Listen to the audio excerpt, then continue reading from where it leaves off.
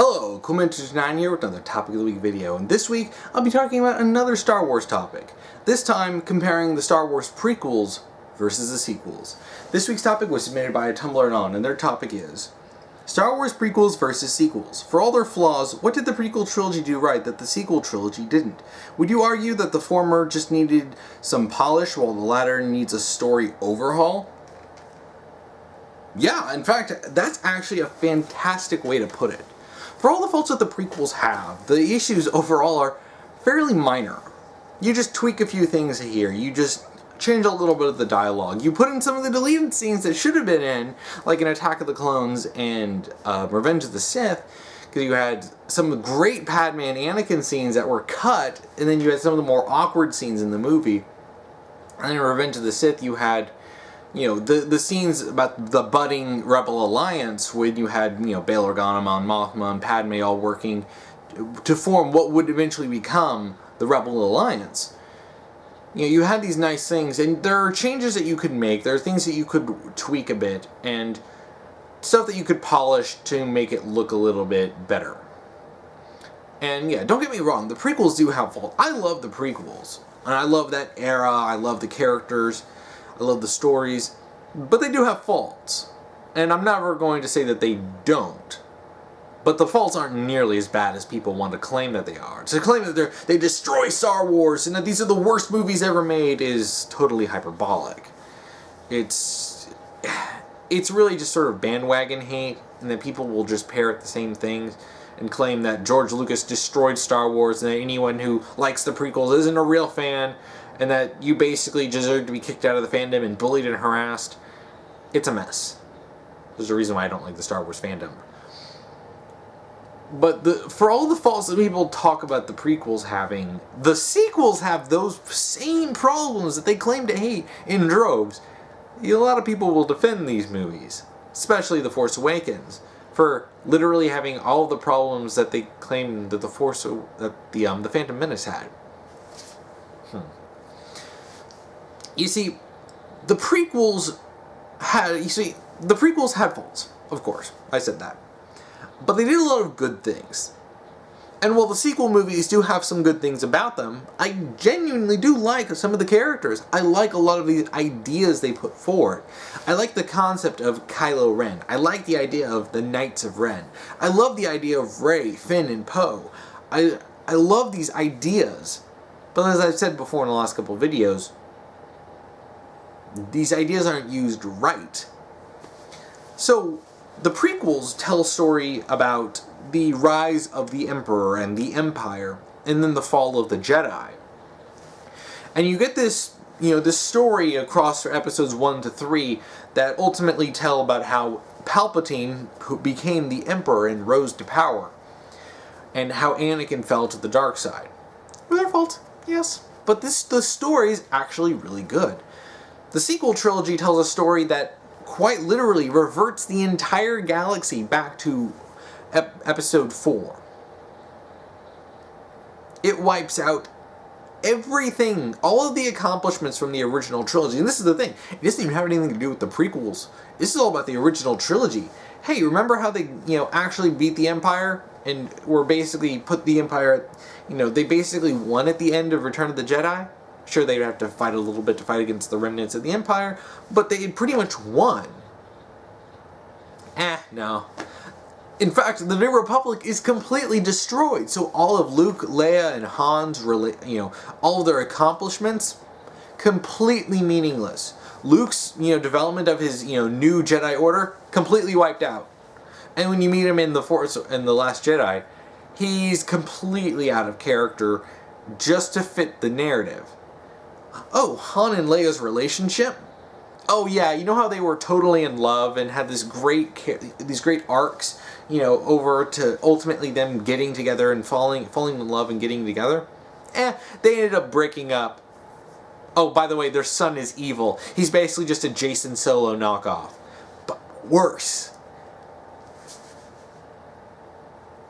Is this what we want? Is this what people wanted? The prequels, they told a bigger story. They had a bigger scope than the original trilogy. That's not a knock against the original trilogy, because They never meant to have these huge, scales like galactic wars like you saw with, the Clone Wars. But, it had its focus on the, the main trio and what they were doing. And it didn't, try to blow things up too much, but a lot of it had to do with technology and limitations of the time, which you saw technology allowed in the prequels to have bigger scales, to more than just like the Battle of Hoth, which fantastic, technical accomplishment at the time.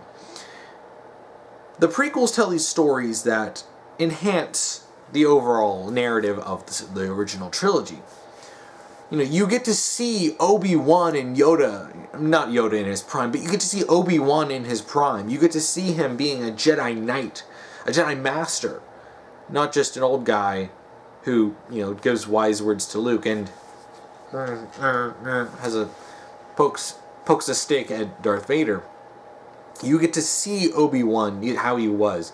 You get to see how he ended up on Tatooine. You get to see, when you watch episodes 1 through 3, you get much greater context. And you get a lot of, Vader gets humanized throughout the, the prequels, because you actually see Anakin as he was before he became Darth Vader. A lot of people complained about him being whiny. He had some legitimate emotional trauma. Especially being stuck in the Jedi Order, realizing that he doesn't quite fit, and that they're not accommodating his special circumstances, basically forcing him into the square peg round hole. And then his mother dies, and eventually the threat of his wife being taken away from him. And, it drove a man crazy. You get to see all this stuff, and for any awkward parts, you can understand why these characters are doing what they're doing. You can see the effect that Palpatine had. For all the complaints about the politics actually, for me, really enhanced the story, because you have all these things that are building up, all these machinations that Palpatine is setting up, playing both sides, creating the clone army and the separatist droid army, and having them fight each other so that he can create a conflict that he can use to his advantage. And you have all of these interesting things building up, to the ultimate crescendo where he declares himself the Emperor and changes the Republic into the Empire. So you understand, why things are happening. Even if people didn't like Anakin's character in the prequels, you can understand why he's doing what he's doing. Motivations are pretty clear for the most part. You understand why these characters are doing what they're doing, what duties they have, why they're driven to do the things that they do, why Anakin would go so far to protect Padme when he's lost so much in his life, especially when you incorporate things like the Clone Wars or him losing Ahsoka. You understand Obi-Wan's duty and his desire to train Anakin, because especially to fulfill the dying wish of his master, Qui-Gon. You have an understanding why these characters are doing what they're doing and who they are and where they're coming from. With the sequels, you don't have that. What is Rey doing? What the script tells her. What's Finn doing? Basically just being comic relief. What's Poe doing? Well, Poe was supposed to be dead, so we didn't really know what to do with him. What about Kylo Ren, one of our major villains? He has daddy issues, I guess. And Hux, Phasma, Snoke, Han, Leia, Luke. What are these characters really driving at? What's the origins of the First Order? When you have a 30-year gap between the original trilogy and the sequels, and a lot of bullcrap happens between those 2 points, you're going to need to explain some context. You're episode 7. Episode 7 of, a series of movies. So if you're changing so many things drastically, you need to explain stuff. But the movie doesn't. It doesn't give you any context. And a lot of people will say, well, A New Hope didn't do that. Well, A New Hope did give you some context. Sure, it wasn't expansive, but when you're the first movie in a series, Episode 4 was the first movie in the franchise, you can get away with not explaining everything. And that's something the original trilogy really is going for. It doesn't need to explain everything because it's still fairly new. But by the time you get to Return of the Jedi, you kind of understand what's going on. You know what conflicts, are going on and what the character's stakes are in it. You understand these things. But with the Sequel Trilogy, you just don't. These characters aren't really acting like characters. I said, this about The Last Jedi in particular, a lot of them are just acting like plot points. Because they have this story, and it doesn't make a whole lot of sense, but they'll make it fit, regardless of how much they have to tear down. And this is a fundamental difference between the prequels and the sequels. While the sequels built on stuff from the original trilogy, you got to see more of the galaxy, you got to see a lot of things. You got to see Coruscant, and you got to see the Jedi Temple. You got to see all this stuff. But you got to see it's expanded the universe. But the Sequel Trilogy, it closes it off. In fact, it pretty much puts itself in a bubble where it's like, no expanded lore, no politics, no on other planets. You got Green Planet, you have Sand Planet, you have Ice Planet, and you have Salt Planet. And remember, it's not ice, it's salt. So you have all these things being, and in fact, The Last Jedi in particular, narrows the movie down to being on pretty much a single ship for the most part of the plot during the slowest car chase in history. And it really ruins a lot of what the prequels did, because the prequels gave us a lot of stuff. All of the planets that we saw in the prequels, there were even some planets, that we saw for only a little bit, that were so much more distinctive than anything that you saw in the Sequel Trilogy. You have all of these new things, these new elements. Naboo, you have Coruscant. Those two planets in particular are great enough. Then you have Geonosis, you have, I always love that planet that you saw, and some of the planets that you saw during the Order 66 montage, where you see the Jedi being killed. Each of those planets are so much more distinctive than you saw in the sequels. There's a lot of creativity behind that, and there's a lot of making the galaxy feel like it's bigger. You have more stuff going on, so that when you get into the original trilogy, you actually have more context. The planet of Naboo exists, and that's something that Luke and Leia are connected to. And in fact, some of the comics actually made good on this by having Leia go to Naboo. Some of the comics I know had some great, mixing things from the prequels into this, which is a great idea. Mixing some prequel and original trilogy stuff. And it opened up so many possibilities. The original trilogy is enhanced by the prequels. The prequels gave so many more opportunities. Look at the Clone Wars TV show, which a lot of people love. That was a possibility opened up by the prequels. And there's so much more you can do with the stuff brought in by the prequels.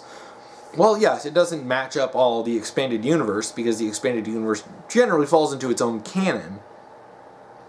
It does a lot to build on the original movies. The sequels does nothing but tear everything down. It basically, it's pretty much a reboot. The Force Awakens was a reboot, and The Last Jedi is basically like, nah, screw the old movies, we don't care about any of that. And it just sort of trashes everything that's going on.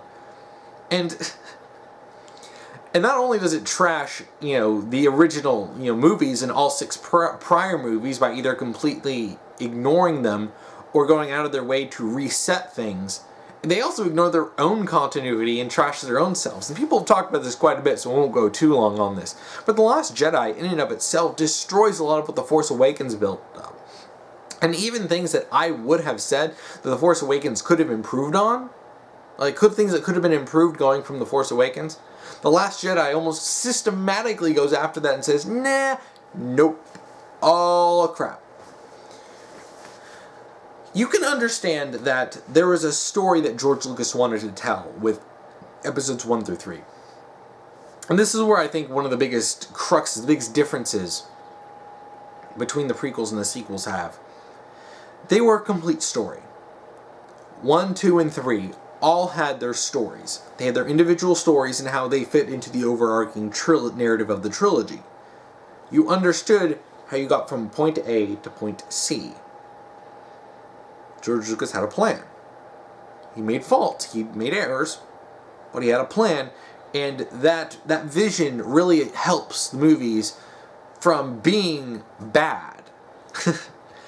And that is a good point to make when it comes to writing, is that when you have a plan, when you know what you're doing, when you have a consistent idea of where you want to go, where you want to take things, and all the things you want to accomplish, even if you make mistakes, that still fundamentally makes it better.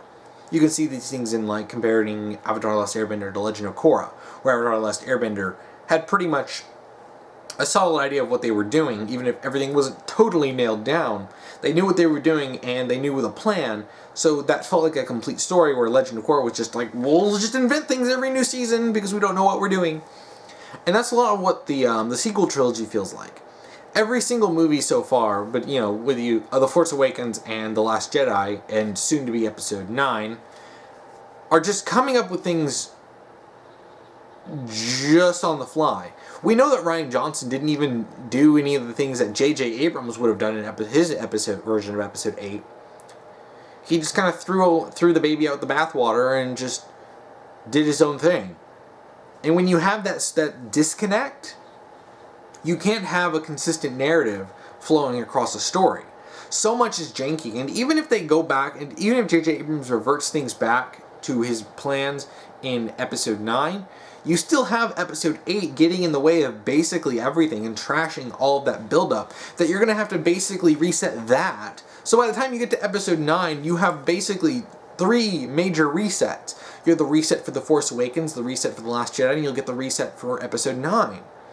There's no consistency. There's no overarching story. Kathleen Kennedy didn't have anyone set up a major storyline that they followed. It's not like when they brought these directors in, they were like, okay, here's the story, and here's what each movie is going to be, and you get to direct this movie and this story. It's basically, do what you want, and when you don't have any, consistent direction, it's going to be bad. When you have all these people, when too many cooks in the kitchen, it's going to be bad. And this is a problem that you have with like shows like Steven Universe, where you have all these different writers doing what they want without any, strong direction from the, head writer. At the very least, George Lucas writing and directing all of the prequels made them consistent. And they felt Star Wars. They felt like they had this. They were consistent in their storytelling. They were consistent in style. Whereas The Force Awakens and The Last Jedi are inconsistent with themselves and with the previous movies. Stylistically, and the way things feel. And there's just some je ne sais quoi I can't really put into words about George Lucas's work. It's a creativity that he has that, him not being involved, just, it loses that. And it's not like they couldn't recapture this, but you can tell that George Lucas's lack of involvement, even if he was just there to consult, it's sorely missing. But each of these movies with the sequel trilogy are just, they don't really work. The Force Awakens doesn't work with The Last Jedi. It doesn't work with the original trilogy. It doesn't work with the prequel trilogy. The Last Jedi doesn't work with The Force Awakens. It doesn't work with the original trilogy. It doesn't work with the prequel trilogy. It just doesn't work. And then Episode 9 is going to be another disconnect. I'm calling it now. It's going to be another disconnect.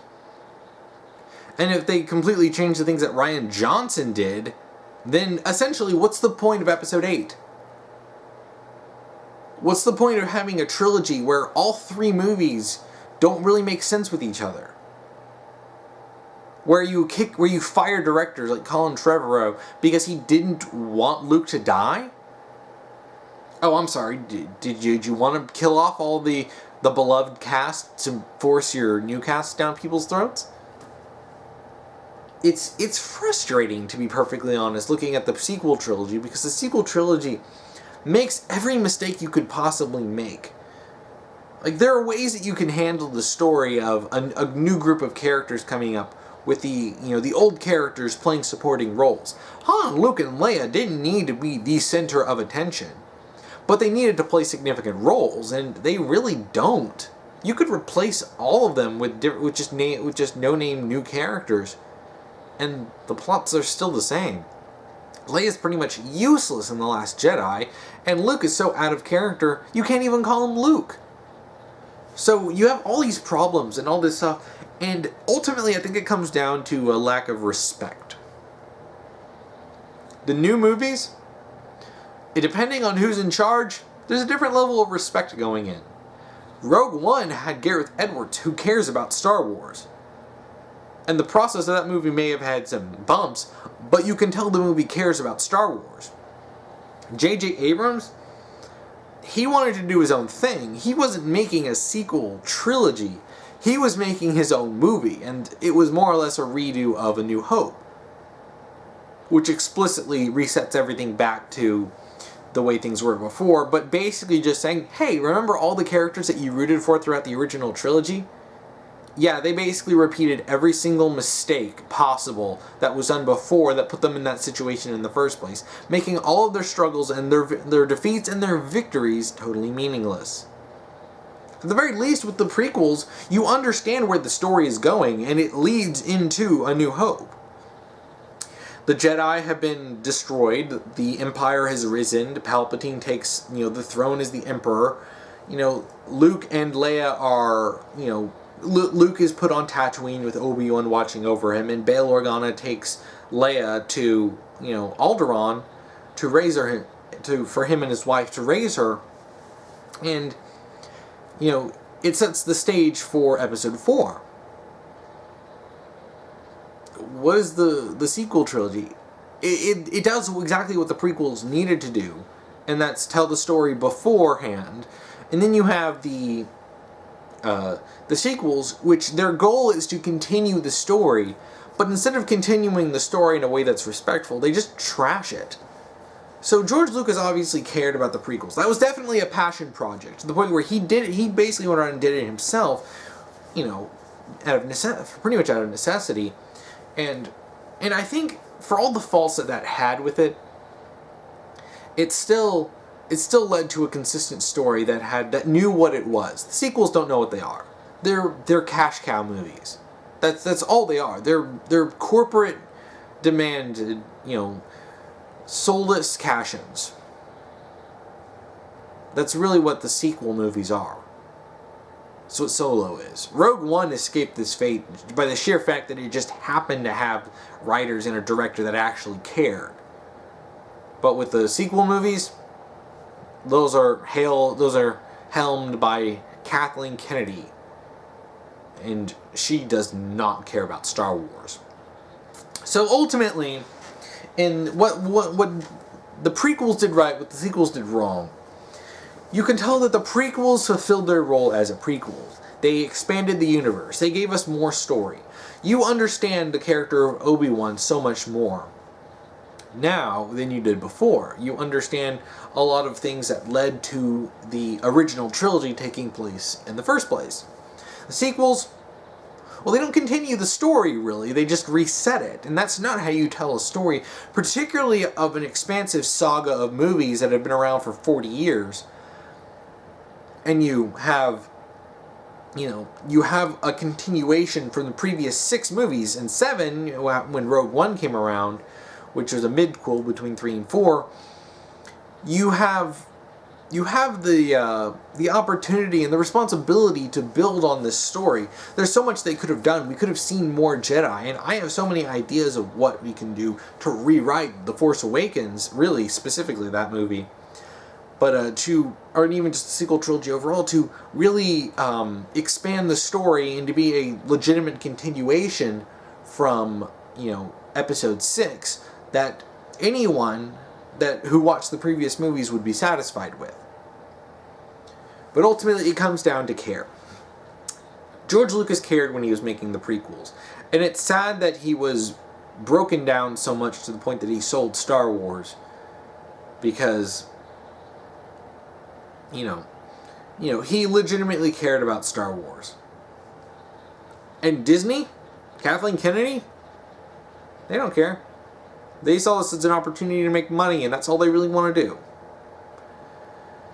But yeah, the prequels, for all their faults, to sum this up, they did good stuff.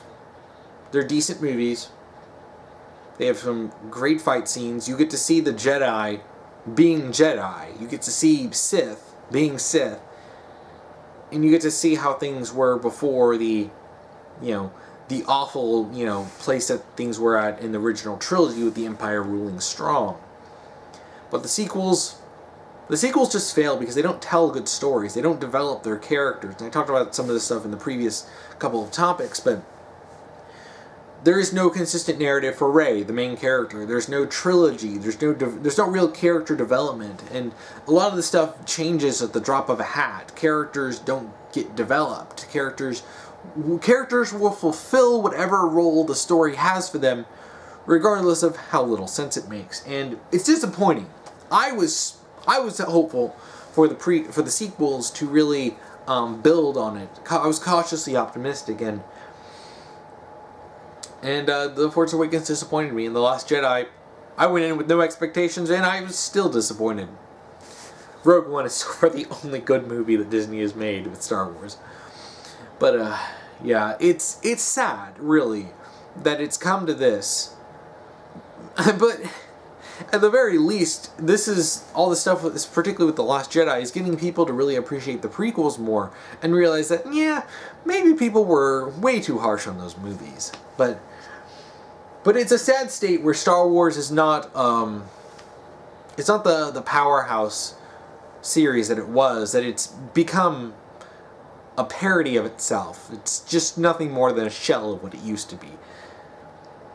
And the sequels are really caused all of this.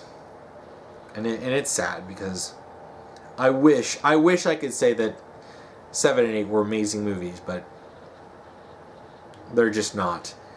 But at least we'll have the prequels, the original trilogy, and Rogue One to look at as what I like to consider the complete series. So, yeah, that's about it. So if you want to submit a topic to me, you can comment below if you're on YouTube. If you're on Tumblr, you can send me an ask and do topic : and whatever topic you want me to talk about. Just make sure to follow the rules I'll be posting down below. If you want to, watch last week's topic video, you can check that out here. If you want to watch next week's topic video, you can check that out here when I get that done. So if there's anything you want to talk about and contributing to the discussion of prequels versus sequels, please comment below. And thank you for watching.